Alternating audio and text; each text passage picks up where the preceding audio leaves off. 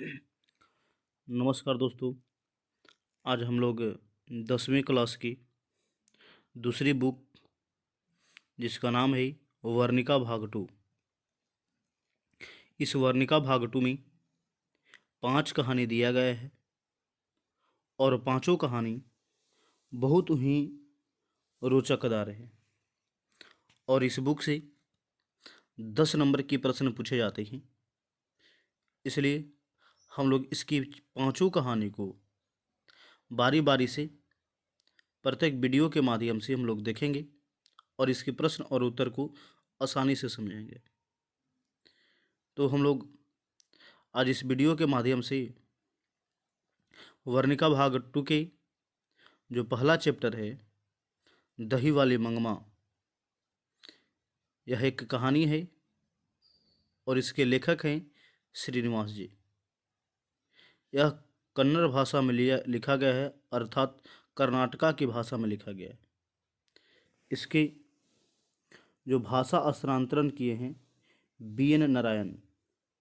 इसके भाषा हस्तांतरण है किए हैं BN नारायण।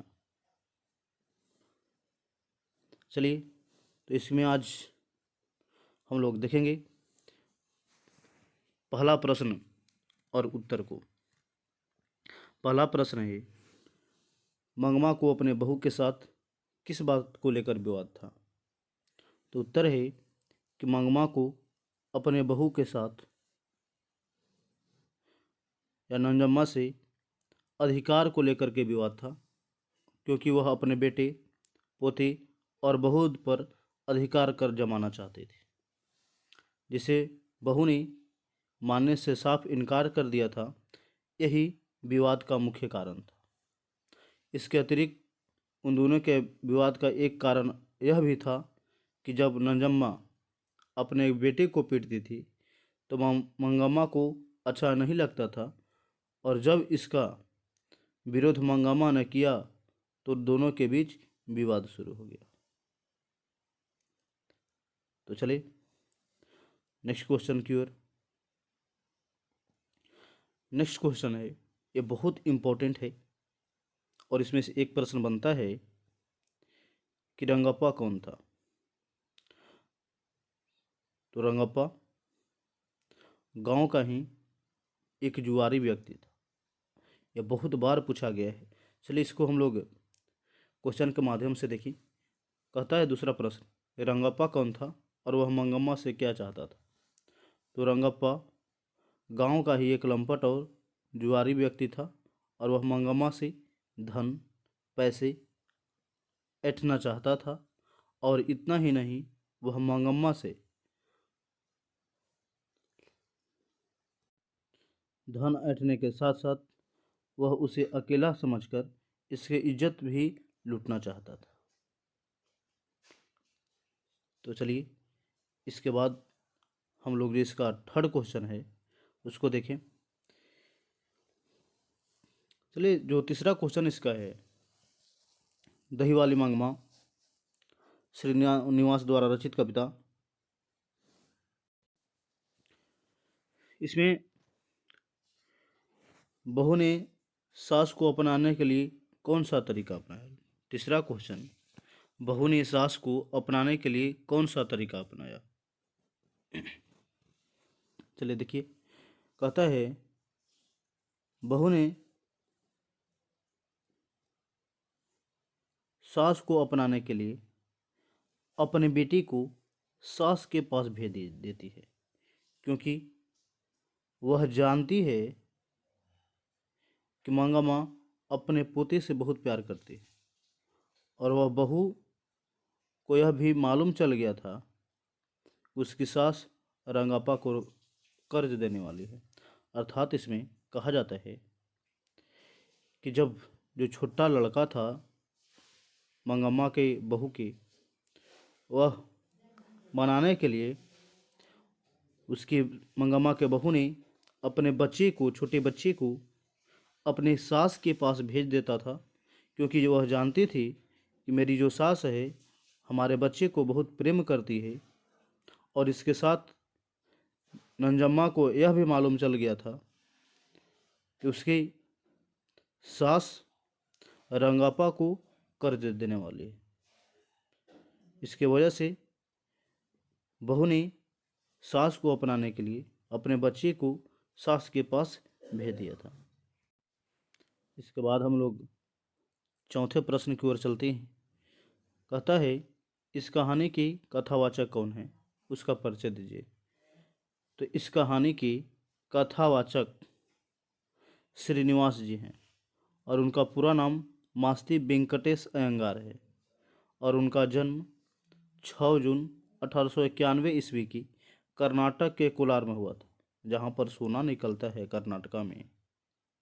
वहीं पर श्रीनिवास जी का जन्म हुआ था और वह कन्नड़ साहित्य के सर्वाधिक प्रतिष्ठित रचनाकारों में एक हैं और उन्होंने कविता, नाटक, आलोचनाएं, जीवन चरित्र, साहित्य की प्रायः सभी विद्या उल्लेखनीय में योगदान किए हैं और उन्हें साहित्य अकादमी पुरस्कार और ज्ञानपीठ पुरस्कार भी प्राप्त हुए हैं। चलिए इसके बाद हम लोग पश्चिमी क्वेश्चन को देखेंगे। पांचवा क्वेश्चन क्या कहते हैं।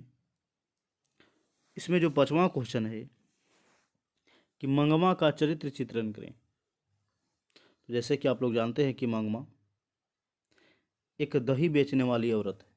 तो चलिए क्वेश्चन को माध्यम से हम लोग देखें क्या कहते हैं। मंगमा एक दही बेचने वाली विधवा औरत थी।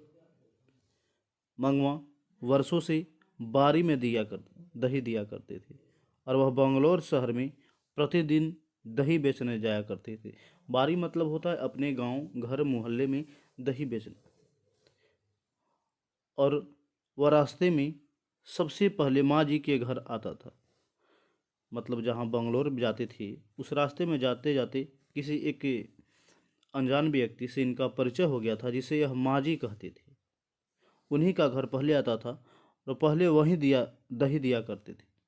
और जो पहले जिसको माँ जी बोलती थी उसी घर में ये सबसे पहले दही दिया करती थी। मंगमा के परिवार में एक छोटे बेटे, बहू, एक पोता था।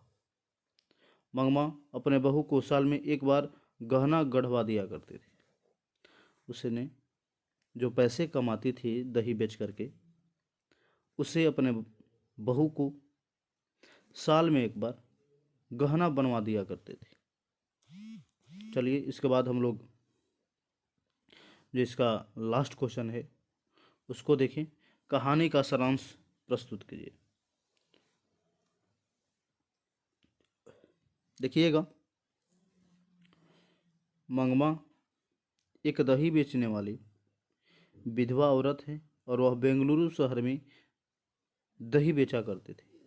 इस कहानी में एक माजी है जिसे मंगमा अपना दुख और दर्द बताया करती थी, जिसका घर बंगलौर शहर में जाते जाते पहला ही उसका घर है और उसी घर में अपना सबसे पहले दही दिया करते थे।